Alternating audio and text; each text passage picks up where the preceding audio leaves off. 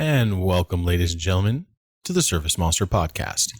As you can see, we have a full complement today with Michael, Adam, Mary, and myself. We're going to dive into some feature highlights, including the order approval wizard and the payment online. You can literally set up ServiceMonster for exterior cleaning to never have to interact with your client in a physical, being there kind of way. We're going to talk about some mobile releases, desktop release that just came out last week. And we've got some pretty in-depth SMUG posts covering a couple questions from our users. But before we get to all that, Adam, what are we talking about today? So we were kind of mulling this over with the team this week, and we kind of wanted to talk about providing phenomenal customer support. It's something that ServiceMonster has kind of it prided itself on since inception, even when it was just you and Eric kind of answering the calls. But I think it's something that, especially in a service-oriented industry, which most of our listeners will be in, if not all of them, it's definitely something that you can use to set yourself apart from your competitors. So I think really the place to start is, what do we mean by phenomenal customer support? What does that actually entail? We can start with the basics, right? I mean, in order to be an all-star service provider, it's actually a really low bar. Show up on time, answer your phone, be clean and presentable. Your equipment is clean and presentable.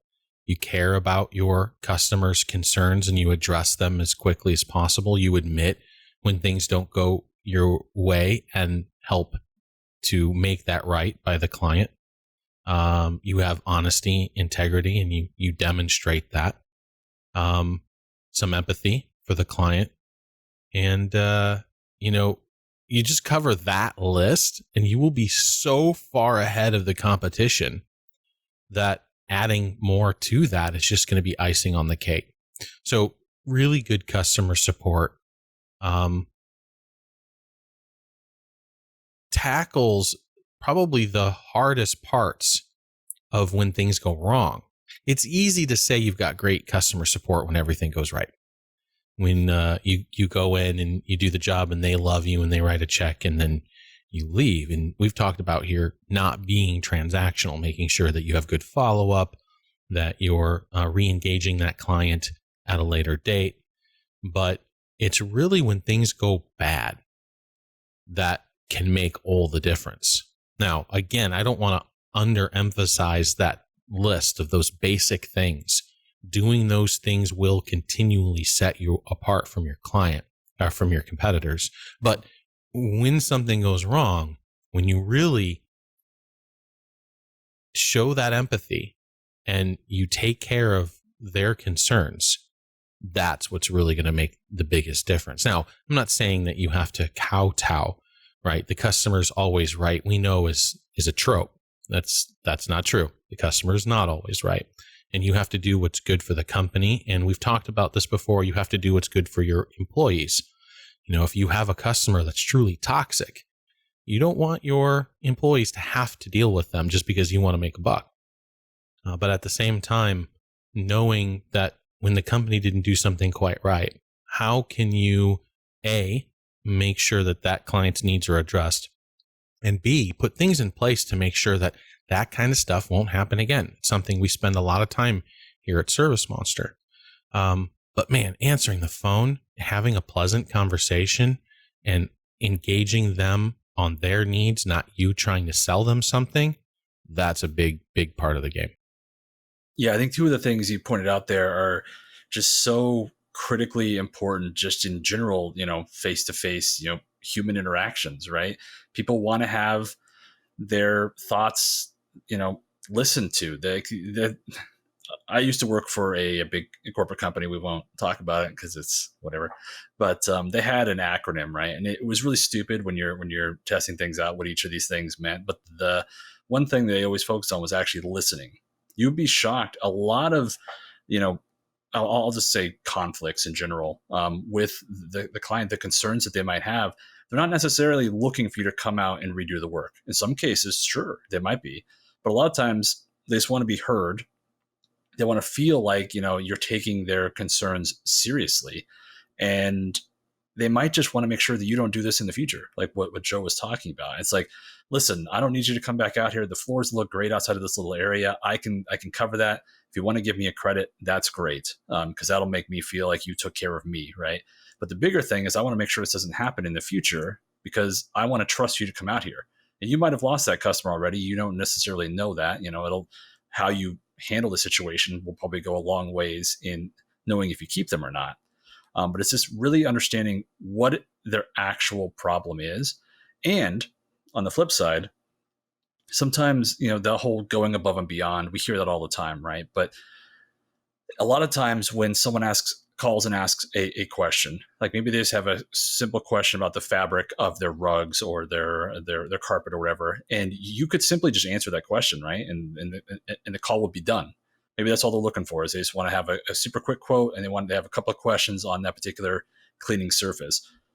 What if what they're really trying to dive into, they don't know how to express, right? Maybe you could be asking them, like, if they're looking to be doing a carpet replacement, right? If they're trying to upgrade to something more modern, are they just really concerned about, hardwood versus carpet? You have this expertise of just years of knowledge that it's just in here. And sometimes if you kind of dig a little bit and make sure that what the actual problem is gets solved, that'll go a long ways in how they view you and your company. Yeah, I mean, I don't think that can go understated. And we do a lot of that at ServiceMonster. But even then, if someone calls up and they're kind of not happy about a situation, and our customer support tries to help them through that, they may or may not feel like they're being heard. Our support agents actively try to engage in that way. But I don't know how many times people just shoot me a DM on Facebook. Hey, Joe, I just want to make you aware of this situation. And maybe they've never had an interaction with me before. And I come back usually really quickly, whether it's 11 o'clock at night or, during work hours, and say, wow, I'm sorry you experienced that. I will certainly talk to my staff about it. And I'm not trying to make excuses. I'm not trying to backpedal. I'm not trying to tell them that they were wrong. I'm simply acknowledging that I heard what they said, and, I'm accepting responsibility for their experience. And 90% of the time that completely disarms them. They're like, they come back maybe an hour later and go, you know what? Thank you so much. Yeah, it's not really that big of a deal, but, I appreciate you taking the time. And then, even more so when, let's say 2 weeks later, we come out with a release which addresses their issue. That's just phenomenal level support there. So being there for them, like if they can pick up the phone and call our support team and get a real person in under 30 seconds. From our point of view, our competitors just don't do that at all, right? You get maybe chat bubbles or you get email. But the fact that we're there to listen to them on the phone and try to work through their problems, that's unheard of in a CRM company. And that's something that we will always spend that money to ensure, because we want to have that level of customer support. And we just today, we got a kudos from a cleaning company who said, wow, I barely noticed that you guys all work from home now. The level of support has not faltered. Because it's such a cornerstone. We say SaaS, which is kind of the blanket industry that ServiceMonster is, software as a service.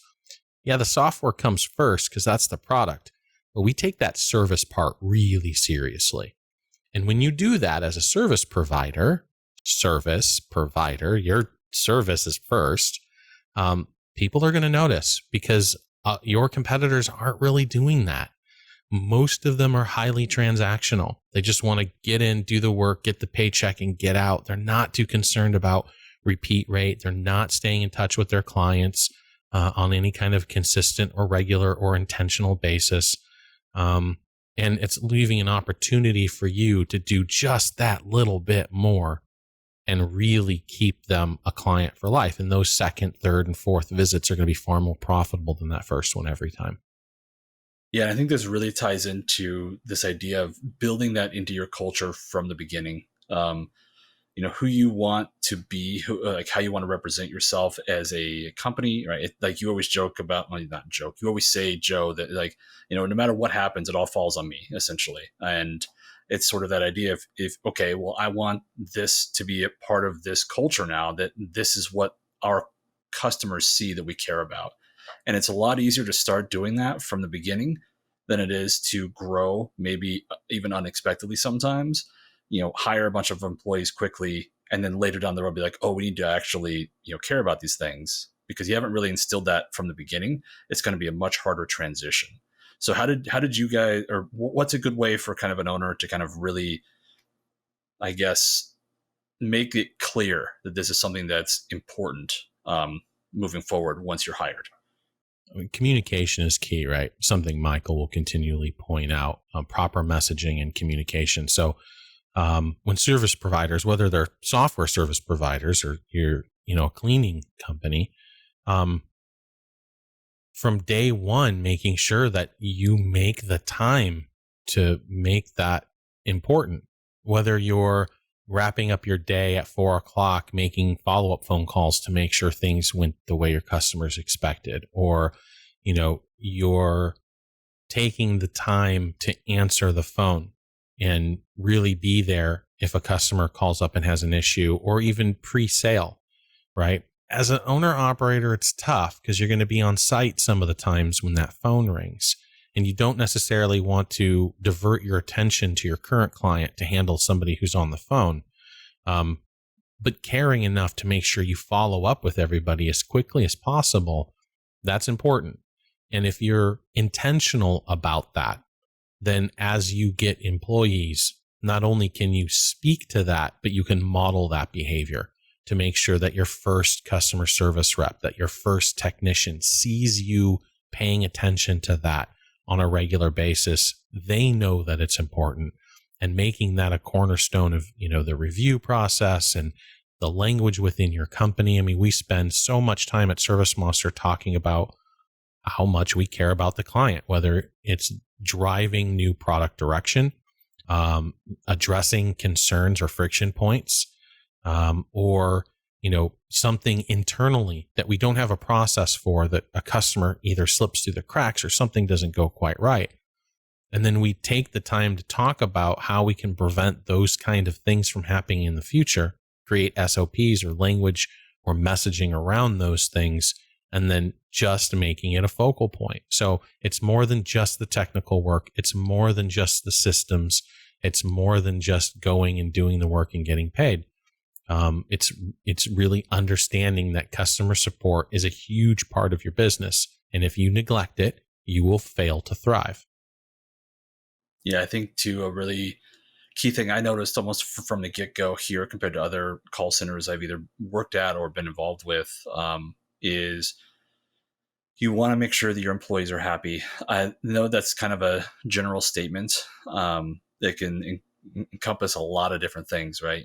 Everyone has their own life struggles or anything that they're going through. But if, you show that you're making the employees a priority, like, maybe this particular rate might pay more than maybe some of your competitors, because you value someone who's going to be there and you don't want the churn, right? You don't necessarily want someone seasonal. You want someone who's there for a while. Maybe you are doing certain actions to make sure they're not overloaded at work. Maybe that, you're taking on additional work to make sure that they're not stressed, making sure that, you're keeping them accountable. Yes, but that you're not, driving them to a point of a burnout, just kind of things like that. And it can be as silly as, just making sure that you have a nice kind of rapport with your employees, right? It doesn't have to be, typical banter or anything like that, but just making sure that they're comfortable. When you're around, when the boss walks in, does everyone freeze, or is it kind of just a natural thing? And, yeah, they respect you, you're the owner,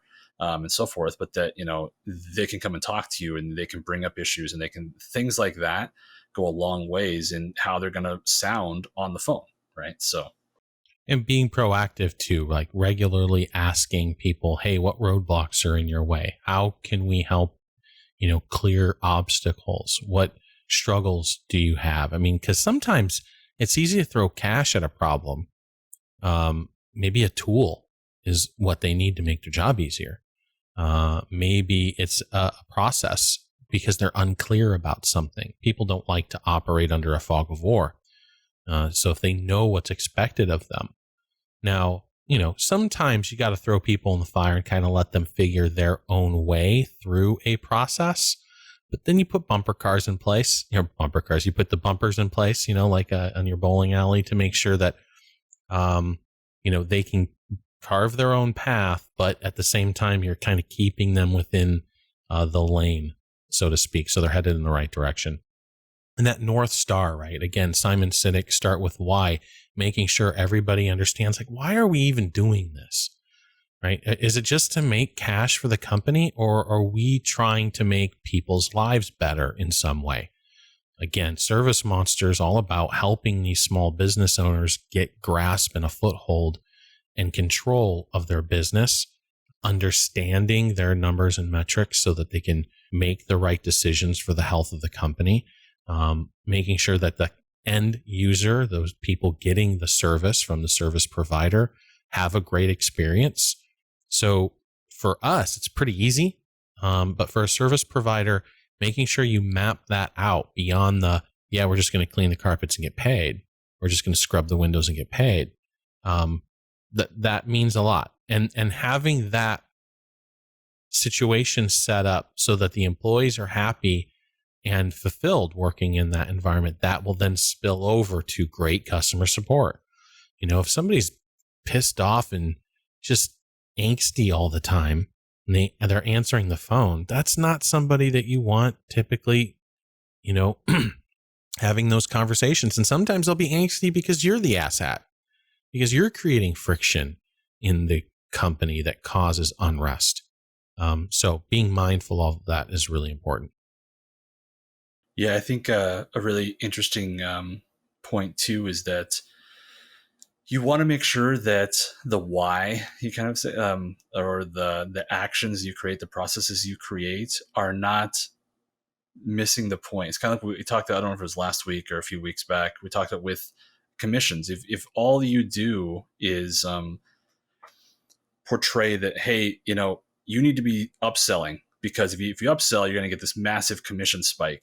But you don't actually coach, like, how to go about doing that, why it's important, and also, making sure that you're, covering certain just general guidelines. They might just go ham and start being that aggressive used car salesman in the house, right? And then you've completely lost what the whole purpose of this was, because now you're not. I mean, sure, your average invoice might go up for a small period, but you might be pushing those customers away because they didn't like the experience. It's the same kind of thing with, I'll just kind of reference call centers. This is a little bit more in our wheelhouse compared to what a lot of you guys will experience. But if you look at the typical call center metrics for what they value, it's not really, did I help the person who called in? Call times. How fast would we get them off the phone? How long was the wait time? How many things got escalated to management? Things like that. How fast your post note taking, which by the way is like 30 seconds at a lot of these places. Wrap up time. It's crazy. Yeah, the wrap up time. Yeah. Thank you. It's things like that, and none of those really come about with conflict resolution, right?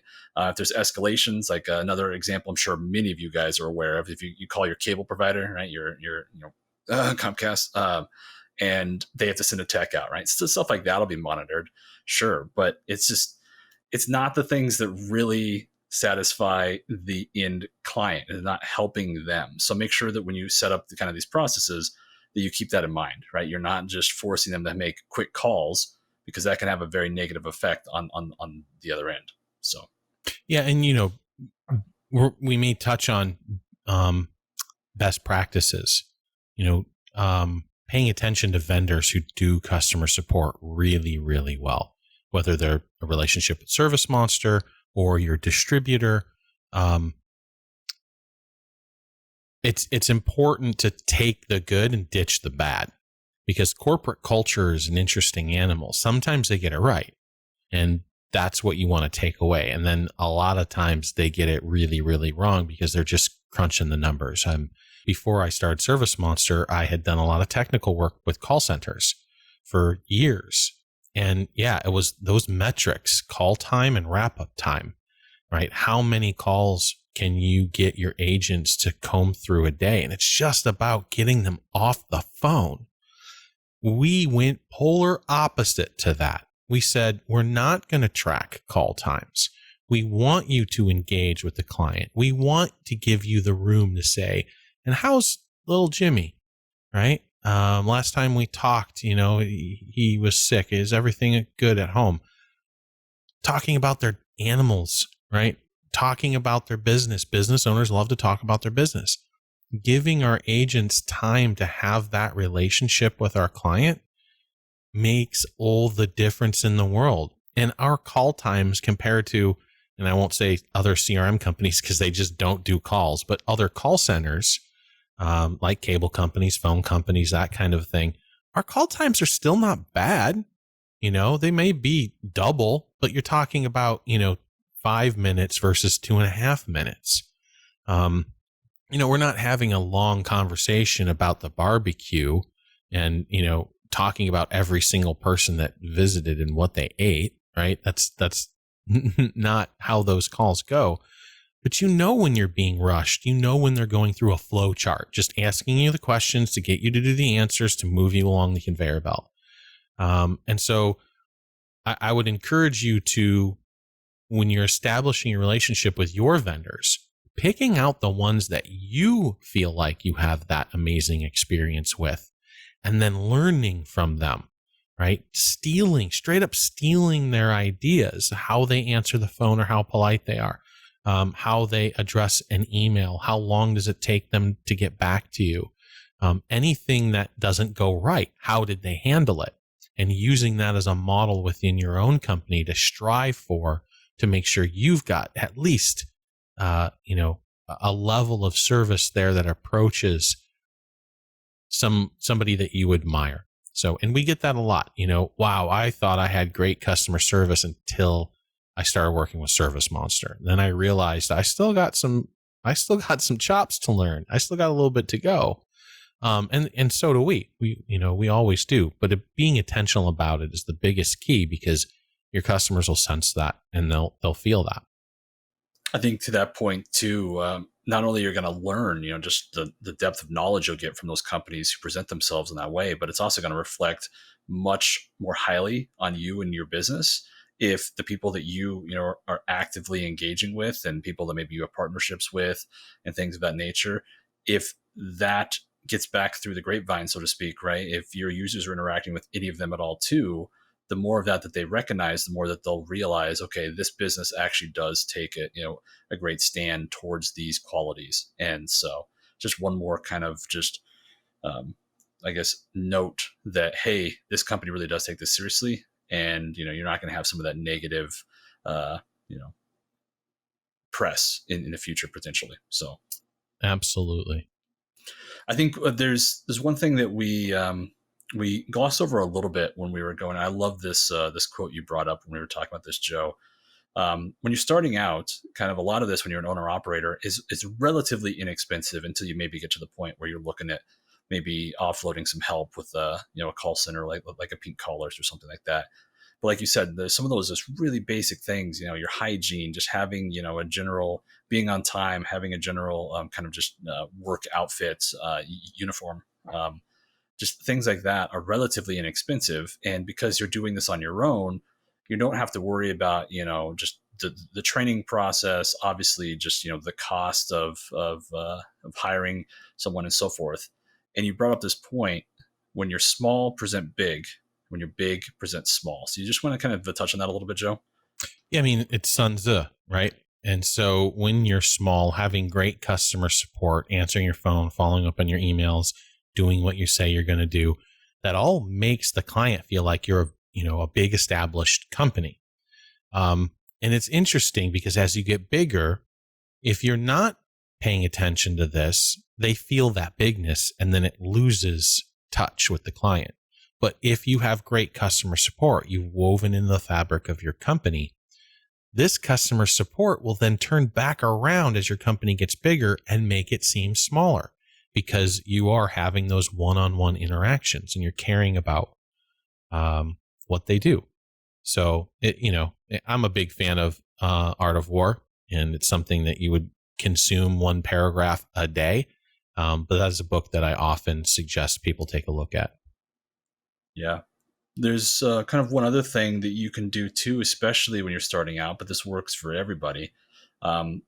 Making the both approval process and the payment process as simple as possible for the end user. Obviously, you want to get paid, you want to collect that, you don't want to have any awkwardness in that situation. And especially in times like now, virtual interactions in a lot of cases can be much preferable than face to face. I'm sure a lot of you guys are essentially cleaning empty houses, right? That probably not as many clients are sitting around and sitting in that space with you. So we kind of wanted to shine a light on a couple of things that ServiceMonster can do that can help with that. But we have two different feature sets. One of them is the order approval process, and one of them is what we call the invoice page, which is essentially just kind of a payment portal where you can send a link to the invoice, and the end client can then pay for that on their own time. So, Mary, if you want to kind of take over here for a second, maybe show these off one by one. Absolutely. Yeah. So first, we'll want to go into our marketplace. This is where you can find information about both of those pages. And we'll go ahead and look at the order approval first. So, our first step, got to get the order approved before we can go out and do the work and then send out that invoice. So you can click on the order approval here. Here you can read some of its details. And then to configure it, you'll go ahead over into the configuration tab, and there'll be a link here that you can click on to get that started. Here you can also customize how long your link should be valid for. So basically how much time they have to approve or disapprove of it.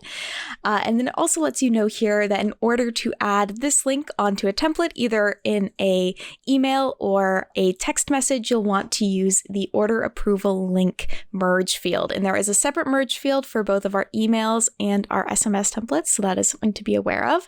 To see what this looks like, we have a little preview link here you can see. So here you'll be able to see your business's details, the site address, order number, and then the line items for the order. So the client can go in here and accept or decline. If they do accept, it'll open up a window where they can type in their initials. So you can get their initials on that as well, and then submit. And so then how this looks in the system is if we hop over to our order list here, you'll be able to see if orders are approved or declined from this list. So I'll be able to see on the side here, I can open up my order approval approved orders list here, and I can see I have a little check for each of my orders that are approved. And if I open up the order itself, I'll have a little tab here that says approved as well. So I can see that right on the order itself. You can also set it up to get an email notification if your order has been approved as well. And as well as if you are just on the order page, we do have a dashboard here, and here you can see if you have any unscheduled approved orders. So if someone's given you an approval and you haven't gone in and scheduled that work yet, you'll be able to see that in here as well.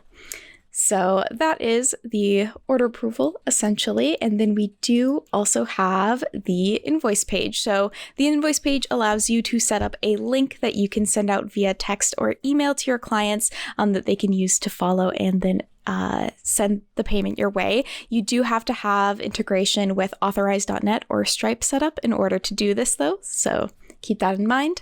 But here again, we can open this up, and then from the configuration page, again, you'll be able to enable this feature if you do have either one of those payment processing systems set up with your ServiceMonster account. And then for this as well, when you're sending out an email or a text to the client, you'll just be including a specific merge field that does turn into that link that you're sending out that the client can then go through and send the payment your way. Do you want to show kind of an example of just pull up an email or an SMS template and just show those the merge fields? Totally. Here, I'll just go ahead and open up an order. So when I go to, in this case, send the email, if I click on anywhere on the email, you can either open up a template to do this or just, write out your own email yourself. But if I go to the advanced options button here I can scroll through all of my merge fields. And in here, I have the order approval link, and you'll notice I have one that is just the approval link and another that's for SMS specifically. So if you are sending a text message, you'll want to use the SMS one. But for order approval, I can just click on that to add that in. And then as well,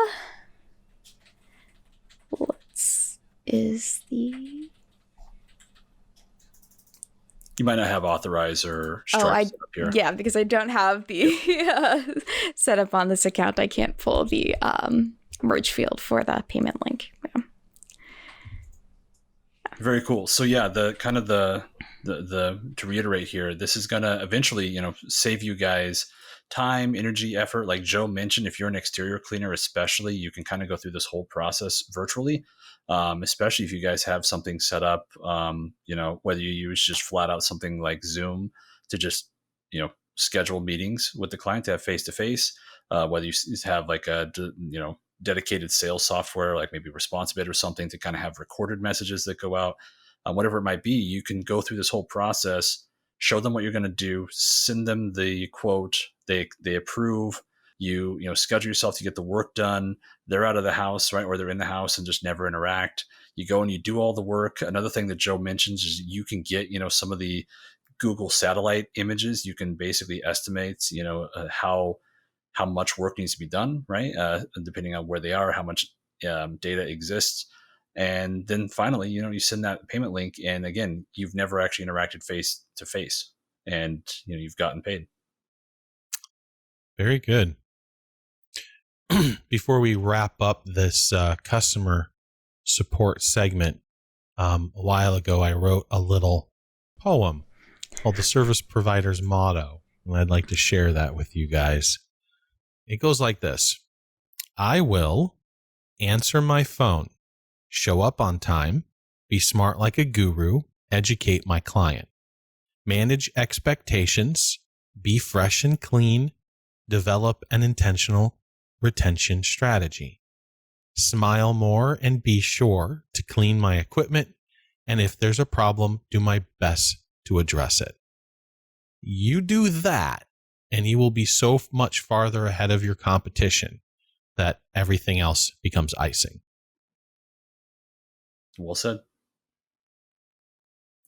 Michael, is there anything you want to chime in here before we move on to some ServiceMonster news? I think just one thing with customer support in general, you guys talked a lot about phones, but social media as well. A lot of customers reach out on social media these days for an estimate. Depending on your business, that can be very time consuming if people are sending you lots of messages, and that can, obviously typing things out back and forth, can take a lot more time than just a quick phone call. But being very intentional with how you interact on social media. I'm big on, spelling and grammar kind of stuff, just because that's like part of my job. But just being very intentional with how you're communicating, writing, what kind of language you're using. Obviously, I think anybody knows texting of any form. Things can be misconstrued very easily. And when you're interacting with clients like that, you just want to make sure that everything you're saying comes across very professionally, very respectfully. So yeah, that's just another aspect of having good customer support that is important to take a look at, is how are you managing those customer communications over social media?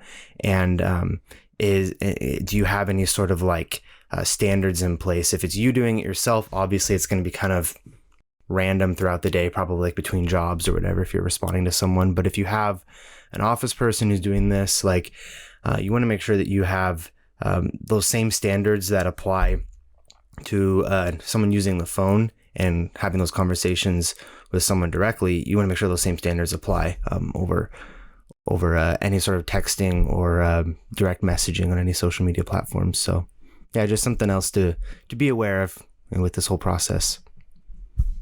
It's a great point, and something I think I see done poorly a lot, especially during conflict.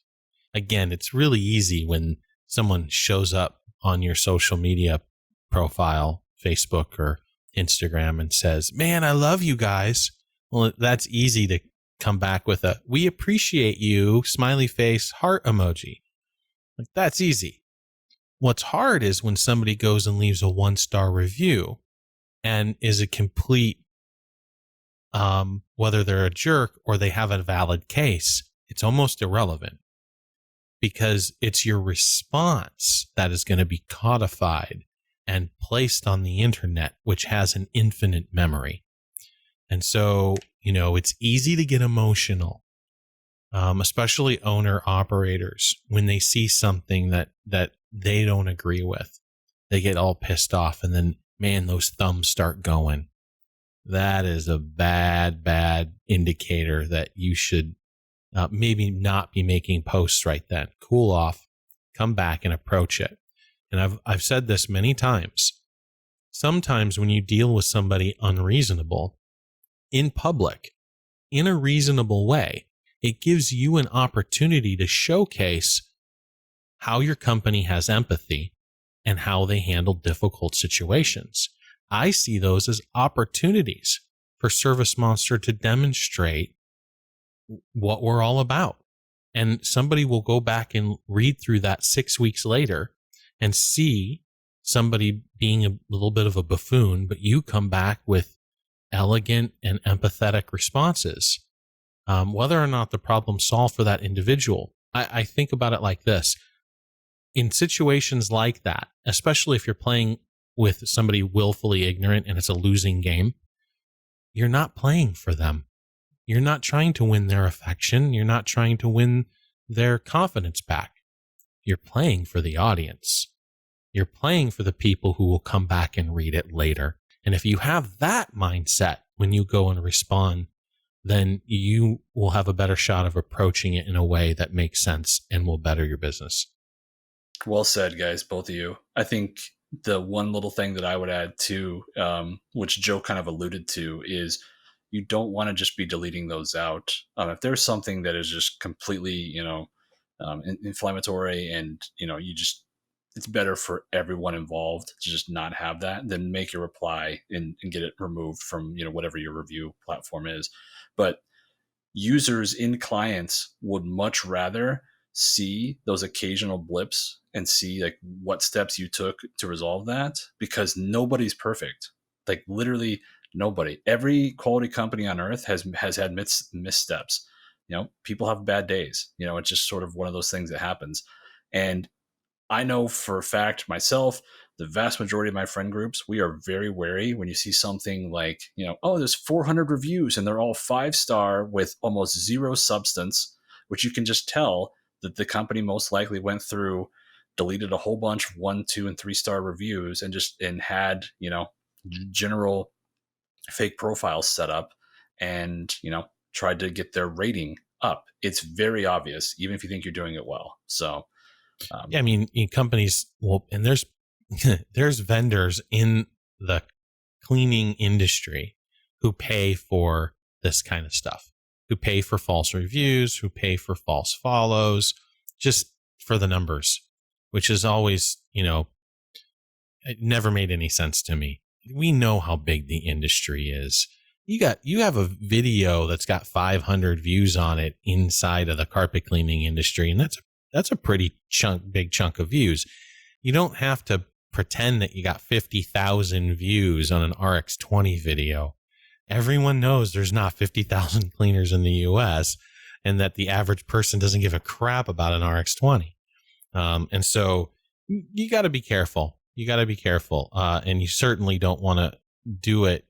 I would say do it at all, because Adam's right. There are people who, especially the younger group, they can sniff that stuff out. And you're being clever. Oh, I have a 5% 1 and 2-star rating, and they're you know what? Just let it be organic. Let the numbers be organic. Let the content be organic. And that's just the best way you're going to perform overall. And yeah, address those concerns from people leaving those bad reviews. And sometimes it's silly stuff, right? An ex-employee making up lies or whatever. And that's easy. Like, oh, I'm sorry, I don't have you in our database. Are you sure you're not contacting the right company? Like, don't necessarily air out your dirty laundry. And you can make a case for it depending on how close you are to your clients and how much they know about you and your company, by addressing it head on. Just be cautious and always take the high ground. I guess that's where I'm headed. Always take the high ground. Yep. Stay professional, take the high ground, don't go on the attack, you don't necessarily have to go on the defensive either, right? Just like Joe said, approach it like you're talking to everyone else who's going to be reading this and how you handle that. So very good point. I'm glad you brought that up, Michael. Me too. So with that said, we can move on to some ServiceMonster news. And first things first, we can talk mobile. We had 1.3.9 released a couple of weeks ago. So far, things seem to be going well for the users. We have a new trial experience that's out there. I know a lot of you are current users, so it doesn't really mean a whole lot to you. But wanted to kind of tease a couple of things that are coming down the pipeline. One of them is, and I know if Alan's listening, I know for sure he'll love this, but we've added the new order form to the account screen. And the only reason it's taken as long as it has is we really wanted to redesign kind of the order form especially when you're approaching it from this particular manner, because oftentimes if you're on the account screen, you're looking through the account history and you're creating a new order, a lot of time you're going to be copying at least portions of previous work, right? It's just sort of like I just want the same work that I had last time. Yeah, just do what you did last time, right? And so we wanted to make that whole process much smoother so that you could easily kind of view the history, grab that, copy it to a new order, and move on. So that's kind of the big ticket item that's coming down the pipeline right now. And we've also just done some UI UX improvements. We'll be doing this, in perpetuity, I guess, for lack of a better term. There's some things like the schedule route selection will be remembered between logins now. That was a big thing that came through from a lot of you guys in SMUG. Just want to save some time there. We'll continue polishing the UI on the new trial process.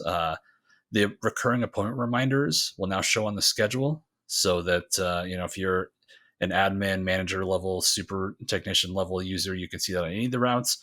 And if it's assigned to your route, then you can also see that if you're a technician, just those reminders are there, right? And so if it slips through the cracks, maybe at the office, be like, oh, this is a reminder for John to get work done. Does someone need to contact him? Well, there you go.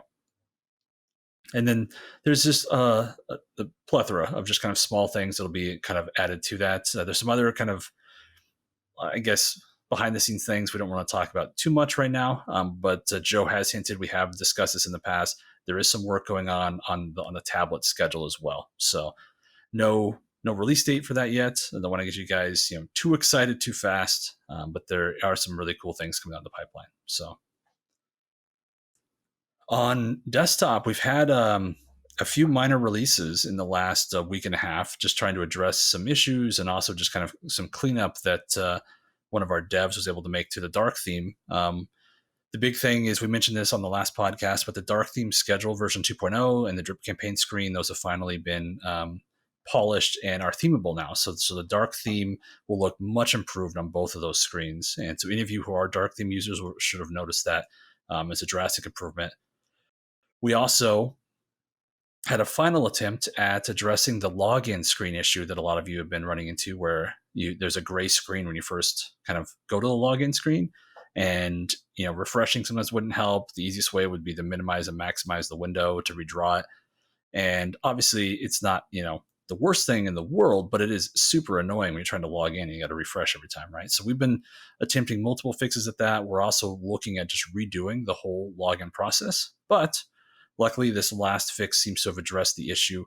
If any of you guys are listening and you have still encountered that, please let us know. We have not internally. I reached out in SMUG as well. So please let us know if that is still happening. There are also some issues going on with opportunities, and we have addressed those. So if you were having some of the intermittent issues where certain opportunities wouldn't open, that has been solved. And there's also been some things tied to the probability that we actually just redesigned how the probability field looks. So it's actually a slider. So if you're in the opportunity now, you can just slide that to whatever percentage you want. And it's much clearer when you're entering a new opportunity or editing the stages to set a default probability that those are percentage based. So we also are in the process of updating the web form schedule so that it keys off your business hours rather than the preset 8 to 5. Something that blew up into a little bit of a larger project than we initially anticipated, but it's something that we've had in the pipeline for a few months now. I wanted to get that out for the few of you who have been demanding that essentially on a biweekly basis ever since. So, but there's also been just a plethora of UI fixes and bug fixes. And so Michael will make sure that so when this comes out, we'll have a link to the release notes. I hope you guys are all looking at those lists when they come out, because we don't have time to list every single thing. If we did, all of you guys would just be bored listening to my voice. So be on the lookout there. Moving on to SMUG. We had some really interesting kind of SMUG posts this week. I'll start with the first one from Kim. She asked if there's a way for the system to auto send an email confirmation when a job is scheduled. And Joe was actually the first one who hopped in on this. The initial confusion was, she wanted to use the drip campaign process in order to do this. Drip campaign process is primarily set up, first and foremost, I should say, set up for client retention marketing. There are other things you can do with it, and there's going to be more, coming down the pipeline as well you can do with that. But it was not designed to handle these appointment reminders. And that's why we set up an entirely unique system that handles this for you. So I thought maybe it would be best if we brought Mary back in, maybe to show kind of their appointment reminders, how to, create one, how to use them, and also how to just kind of navigate to the notifications themselves when you're on the schedule. Yeah, so for this again, we'll hop into our settings, and if you haven't already, the first thing you're going to want to do is create a template. Now, appointment reminders can either be emails or text, so these can either be an email template or a SMS template. You should already have a ServiceMonster made not job confirmation, appointment reminder, there we go, email template set up, but you will need to make your own SMS template yourself. So you'll have to hop into the templates page here to set that up. Once you have done that though, you can hop over to the appointment reminders page within settings. The first thing you'll want to do here is go into your preferences and decide if you want the system to automatically create appointment reminders for all your appointments, or if you want to manually go in and decide which appointments will receive reminders. You can do that either from the quick add or from the schedule itself. So make that decision here, click save. And then to create your appointment reminder, you'll click on the new notification setting button right here. You can give it a name. So I'll say for this example, this is going to be a week before reminder.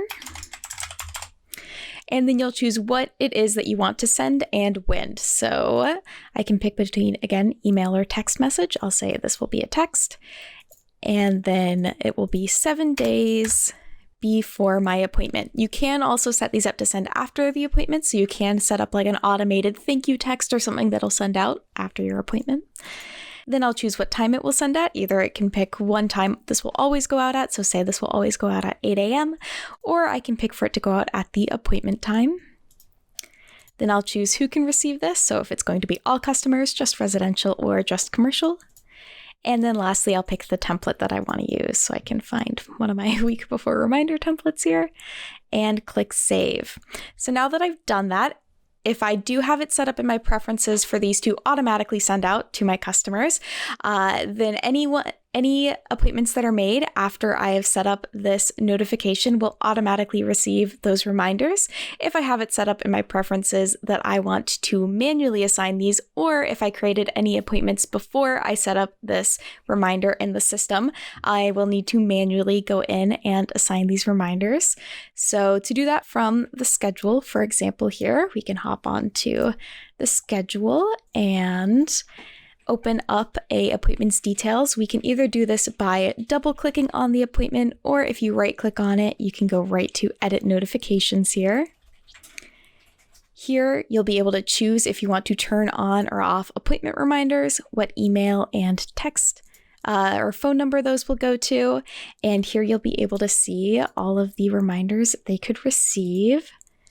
And it looks like I've already gone through and canceled all of these. Oh, here we go.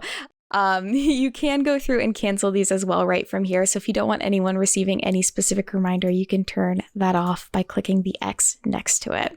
So that's how you can do that from the schedule. Also, as you're going through the process of using the quick add and creating an order, which let's see if I can very quickly set one up here. So if I'm going through the process of setting up an order and scheduling an appointment, right from here, when I go to the confirmation tab, there is an appointment reminders box right here. And if you check the box where it says create appointment reminders, here you can select an email address and phone number. Those will be sent to. And then when you click save and close, those appointment reminders are set up for that appointment. Thank you so much, Mary. It's one of those things that we typically recommend you do that the automatic, right? Because once you get it set up, it's just in the background and going that way. But having the manual process will really kind of teach you, maybe for like the first week or two, as you're kind of just dipping your toes in rather than doing the full cannonball.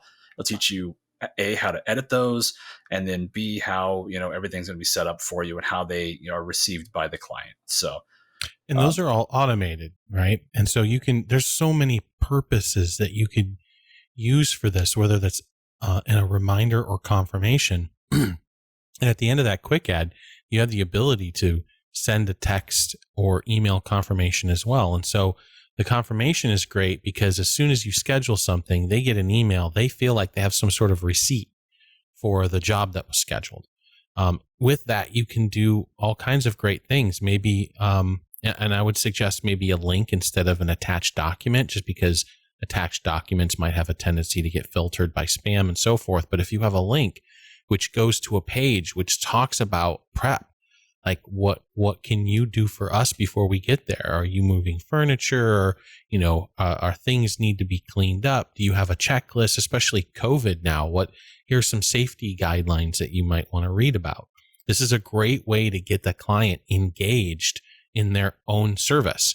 And so that type and level of engagement just puts you again as customer focus on them, communicating with them. Here's your confirmation, so your receipt of the appointment, and then maybe a day before or a few days before sending them a reminder.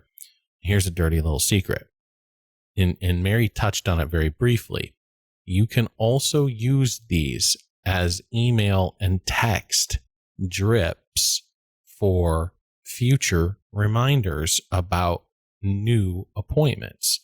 So you can base it off the last day that you sent the last invoice, and maybe 6 months down the road, send them a text message or an email saying, hey, new service coming up. Now, obviously the drip campaign is really designed to do that, but you can set it up here as well very easily. And it does allow you to do a text kind of confirmation and appointment reminder for new work down the road. So just a couple little things that could be very powerful for your business. Thank you, Mary. That was excellent. Yeah. Next post was from Alan, and I really just want to touch on this. I won't go too in depth with what the actual report is, but he was asking about potentially a new report that he thought might be useful to a large portion of the user base. This particular scenario, he's looking for average hourly rate per invoice. And the reason I wanted to shine a light on this is not because we have any preference for Alan, that we do like Alan and Audrey both, but the presentation that Alan has, he brought it to our attention. He's outlined exactly what he wants. And he's actually talked with both myself and Brenda, who's she builds all of the reports in the system, about this. And the reason he posted it on SMUG was so that he could kind of gauge interest from others, right? So see if this is something we want as a global report versus something that might need to be more specialized as a custom report for just him and his business. So I guess I just kind of want to highlight that if you guys feel like there's something that we're critically missing, again, SMUG is a great place to post that and gather feedback.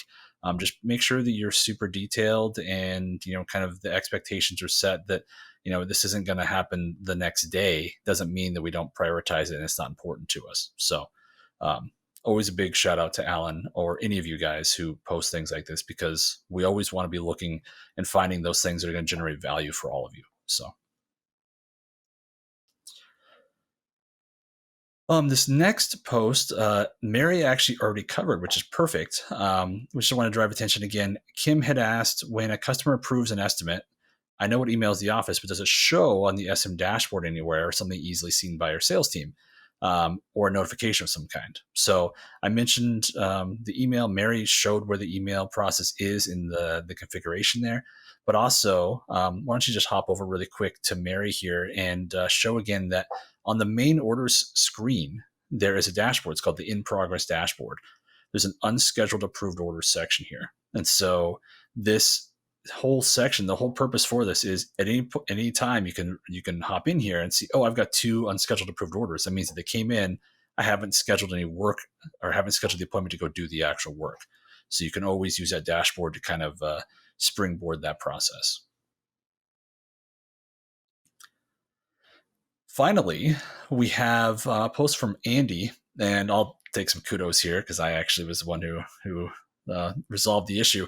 But he was looking to run a lead source report, but he wanted it for work orders specifically. If you guys aren't aware, the majority of our lead source by invoice or just general campaign results or just marketing in general, they're going to be keying off of the invoice, right? The actual converted order, right? But he sometimes in the busy season, he's booked out 4 or 6 weeks at a time. And so he wanted to be a little bit more proactive with their ad spend if he felt like there was something that was working well without them actually being in invoice status yet. So there's 2 things that I kind of showed. I won't go through the whole nitty gritty here. And Mary will show right after this kind of how to go about doing this. But the first is, if it's a simple kind of just process, you're trying to just eliminate just a few variables, you can do some filtering on the grid. So you can go to the orders grid, for example. You can do some basic filtering, by date, or just looking at work orders specifically, if they have a lead source or not, right? You can sort those. You can search for a specific lead source, things of that nature. You're not going to get too detailed, right? But if there's something just very simple there, you can use that filtering process. The other way, and this is what I would probably recommend if it's something you want to revisit on a relatively, common basis, is create a custom grid view to essentially create custom reports. It's a big reason why the data is stored in the way that we have it stored, so you guys can do filtering on this, because we're never going to be able to generate reports that are going to fit every single business owner's needs 100% of the time. We want to make sure that we cover the majority of the uses that you guys need, and then we have things in place for you guys to customize that when needed. So in this particular example, I created a custom view for work order lead source report, and I just added a couple of filters to be looking at the information that I wanted, and boom, at any time I can now go to the orders list and I can show that. So let's hop over to Mary one last time, and she can kind of show how that process looks.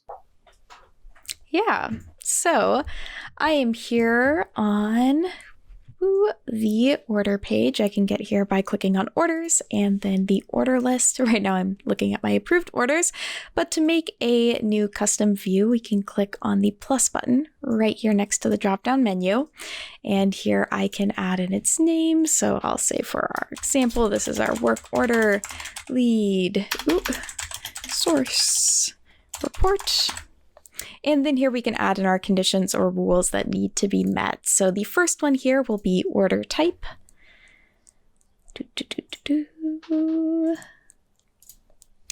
And equal to, and then we can type in work order.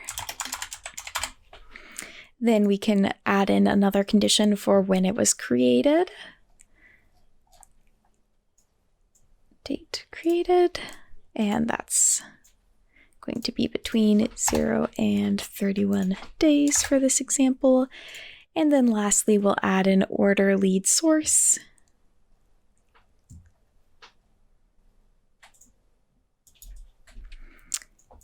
And we can just have not blank or order lead source is blank.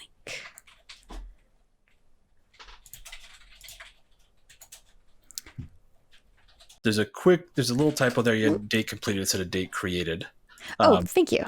But yeah, this right here, essentially when you use the blank or not blank, and we're using an or statement there, we're basically saying anything that has a lead, we want to have all of them, right? We don't care if there's a specific type. We just want to get an entire detail there, right? And you can customize this to only show those who do have a lead source, right? So if that's something that you would prefer, and that's why I showed it in this particular manner, is just kind of that easily filtered data. And so or blank, and it creates a great little list to make sure that you're actually filling out lead source on everything. I'm glad you mentioned that. Do you want to go ahead and save this really quick, Mary? We'll keep this up. So two things, I guess, to finish for Mary. I'm so sorry I totally spoke over you here. But the main thing is now if she opens up that drop-down list, this will now be saved up at the top. So there's a custom section up at the top. See the work order lead source report. So now that's just a standard view for you. You can hop back to that anytime. But the other thing is we just recently added, if you scroll down to the invoices section in that same dropdown, Mary, we actually added a section for lead source undefined. Oh. And we actually have this in the accounts section as well. And it's for the exact purpose that Joe just said. If you need to do a little bit of cleanup, make sure that you're actually tracking those lead sources. Sort of a little reminder you can say, oh my gosh, like Mary at this point. Mary's not tracking her lead sources. So that's added in there, just as a quick help for you guys. And that actually came out just a few weeks ago. And it's kind of fun to use the breadcrumb too, right? Click on the order, go to the order, set the lead source, hit save, use the breadcrumb to go back, and the order that you just set will drop off the list because that breadcrumb should retain your paging, sorting, filtering, and information, which allows you to then rip through a bunch of things very quickly. And yeah, the action that Mary just did is what we mean when we say breadcrumb. Basically, if you click into something, it will create what we call breadcrumbs, right, from Hansel and Gretel. And so you can return to the previous page by using that without having to use the back button. So yeah, the back button might not actually work the way you want it to. Exactly. Where the breadcrumbs will retain things and allow you this nice little workflow just to go bang, bang, bang, bang, bang, bang, bang, bang, bang, and address these. So yeah, it's a very cool feature. It's one of the things that I enjoyed showing off the most in the onboarding process. There's a lot of times where someone just kind of have this like moment when they would be kind of like, whoa, I can just set up quick custom reports and I can just set those up as a default and I can just go use those whenever. What? Yeah. So highly there's encourage hundreds you guys. of filters. I mean, there's just so many ways. So many. You can build your own grids essentially. Yep. That's exactly it. So, but yeah, there were some great posts in SMUG. I appreciate that, guys. Keep them coming because we want to make sure that you guys are kind of getting that value from this and learning new things potentially. So, but that's all I got, Joe. Awesome. Michael, Mary, you guys have anything else you want to touch on? I'm good. I think I'm good. Yeah. Awesome. Well, thank you so much for your attention, and we hope you get value out of these. Leave us a comment. Engage. Let us know if there's a topic that you would like us to touch on or a feature you'd like us to go over. And until next time, be safe.